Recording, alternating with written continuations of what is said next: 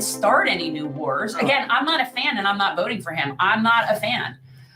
That's not my person. I am a supporter of Dr. West. Now, excuse me. I'm a supporter of Dr. West. No, he's a loser. He's a big but loser. I'd love to see you debate Dr. West. As you understand, that would be glorious. You guys would want to see a debate between Donald Trump and Dr. Cornel West. Could you please make a formal announcement that I'm here? Could you please I am here, and this is very important moment here.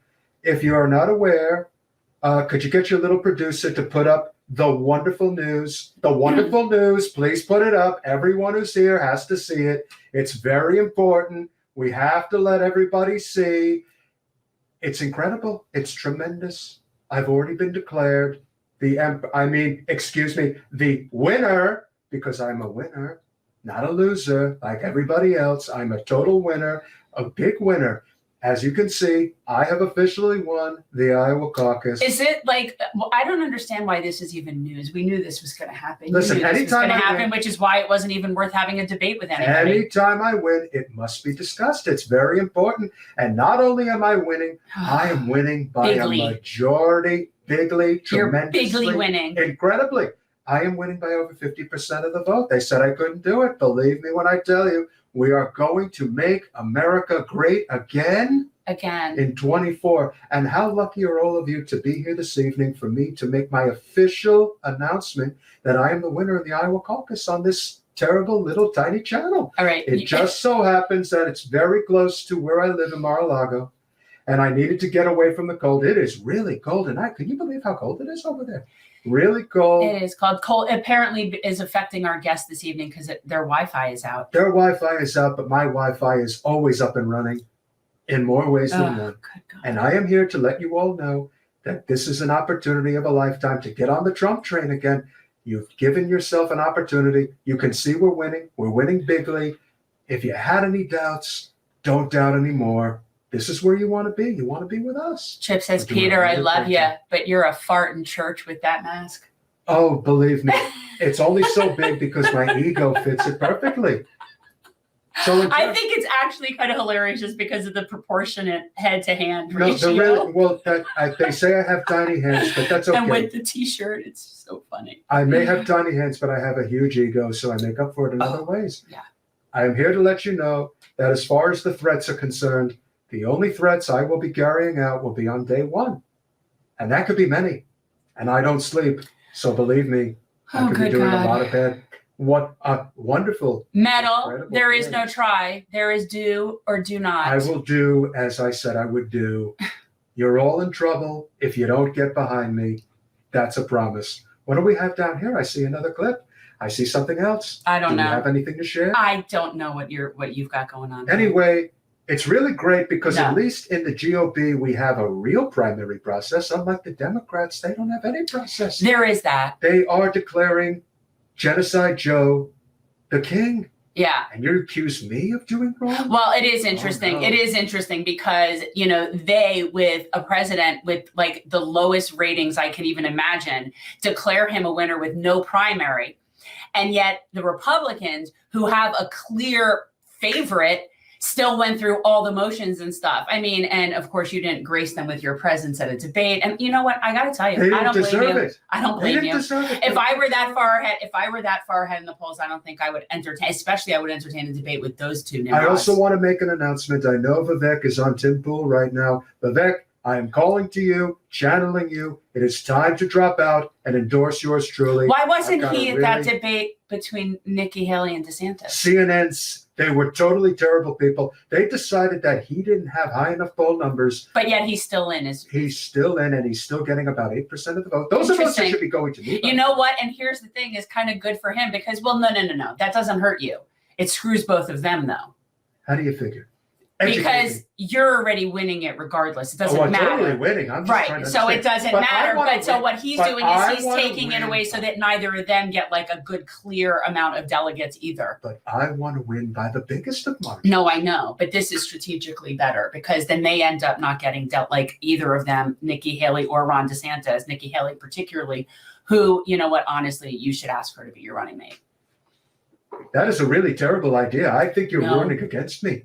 You really think? No, I I think that would help Haley as you. my VP? I think that would help you. No. I mean, you did have her as your, ambassador. never- You did have her as like ambassador to UN. That or would be whatever a she was. terrible decision, because then it's very likely they'll kill me, and I don't really want to die. Well, there is that. So There let's is. not- That's a valid point. That's a. It's see, a valid I am point. a pretty smart person. You may be a lawyer, but I'm a staple genius, so don't get in my way. Yeah. No, that's actually you. a pretty good point. So, But it would definitely help electability, because you can't go like with the Pence route again. No, I definitely won't do that. I'm not sure who I'm going to pick yet, but it's my party. I'll cry if I want to, and I want the prettiest girl at the ball, and we'll figure that out soon enough. Make America great again in 24. It's just brutal. So he is. So we're getting an update from Tony Clifton. Donald Trump just under 50%. Ron DeSantis at 22%. Nikki Haley at 21%. Guy speaking, thank you for letting us know. He'll be pissed. Yes, he wants that 50% marker. There's no question that that's what he wants right now. Tony Clifton. This is hilarious. So, okay, so I've been saying for the longest time, like jokingly, that I think that George Santos is Andy Kaufman. And people are like, what? And that's exactly what I'm thinking of. And it's Tony Clifton. It's just funny because Tony Clifton was the alter ego of Andy Kaufman. Do you not know anything about this? That is Andy Kaufman. Yes, I think I know that. Like the picture is Andy Kaufman with like prosthetic makeup. Metalopoly, you see, this is the thing that you guys need to understand. But it's caucus. Is Stop that not with different? this bullshit about, I don't believe it. I don't care if you believe it. It's a caucus. It actually is happening. Now, you want to say that you don't trust the ballot box.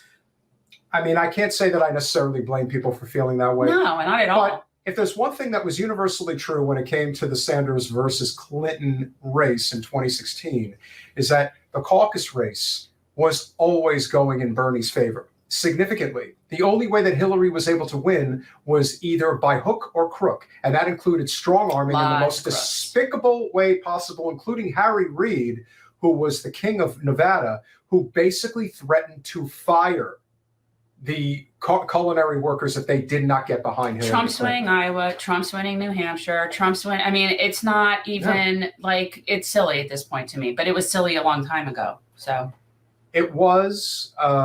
And yet the Democrats won't have a primary. No, the Dems think that they won't have a primary. They're really. Nope, nothing to see here, folks. But here's the other problem that I don't really understand why people are not talking about it. You know, you're going to have a situation where you're not having a primary and the numbers keep showing what they're showing. And then let's just say, for the sake of argument, that they decide that Joe's going to step down and they're going to appoint somebody. It could be Kamala, could be Mr. Newsom, right? Whoever it is. How do you actually think you're going to garner momentum to win? Like this idea that if we just replace Joe, it's going to totally work itself out. No. What universe are you living in? I know there must be some sort of strategizing behind the scenes with that mindset that, you know, once Joe just becomes so unpopular, we'll just replace him, but that the party will still win because people will be scared of Trump. And the thing is, no. There's also one other thing that I want to say to you guys, including Metalopoly saying that Nikki Haley is a cross between, you know, W and Hillary. And actually, I wouldn't say that that's far off. That's not what you have to understand about Iowa is that Iowa is a mix of the heartland and, well, no, it's a heartland state. It's an evangelical heartland state. It is a completely different way of life. I was in Des Moines I was in Iowa for the first time about a year and a half ago. It is a completely different way of living. And Des Moines, which is the capital, it's the capital of Iowa. It's smaller than Fort Lauderdale. Like these places in these parts of the country, the church is the center of town, you know, good, wholesome, if you will, Christian values. But working class, farmers, very much so. Rural, you know, friendly Midwesterners. So it's, even when somebody like a DeSantis, for example, rolls in with his evangelical, women don't have the right to control their bodies message type shit, it does work on a number of people that are in that sect of the voting demographic, which does make up a significant portion of the GOP in a state like Iowa. Even still, the fact that Trump is destroying the competition really says a lot about just how popular he is. The time is now to begin preparing. And so here's an interesting point, a guy speaking, and this would go for anybody else. Anybody else. When you look at other races, and I always revert back to what happened here in 2022, when DeSantis and Rubio won in landslides. The one thing that happened was that the Democratic Party as a whole in the state, the down ballot candidates did not have much, if anything, in the way of funding. Yet the top two candidates, Val Demings and Charlie Crist, especially Val Demings, had an astronomical amount of money. Do you want to know how much money the Biden administration raised in Q4 going into this fiscal year? How much? $97 million. If they really think that just giving all the corporate money to the head of the ticket is going to save you when his approval rating is basically in the 30s, okay. They're just, but you know what? It doesn't really, they don't care. They'll just apply that money to the next time around. Like, it's just their money, and it goes to consultants. At what point do you opt out and say, I'm not playing your game anymore? I'm not falling for this bullshit. Why would you? Well, it's interesting the amount of people from his administration that have stepped out based on what's going on in Gaza. There's, I mean, not just employees, but appointees. And don't forget, guys, and this is very important. Don't think for a second that the sole reason they're stepping away is because of what's happening in Gaza. This was the straw that broke the camel's back. This was the last straw. This is like, all right. No, there are certain people that, based on the fact that their families have just been murdered, I think it might be personal. Yeah. So, go figure that people don't want to work for someone who's murdering their family. Thanks for watching. If you want to support our mission to transform politics into service, please like this video, subscribe, follow us on social media, and consider joining our Patreon, where you'll get early access to our interviews as well as other exclusive content. Links are in the description. Peace out.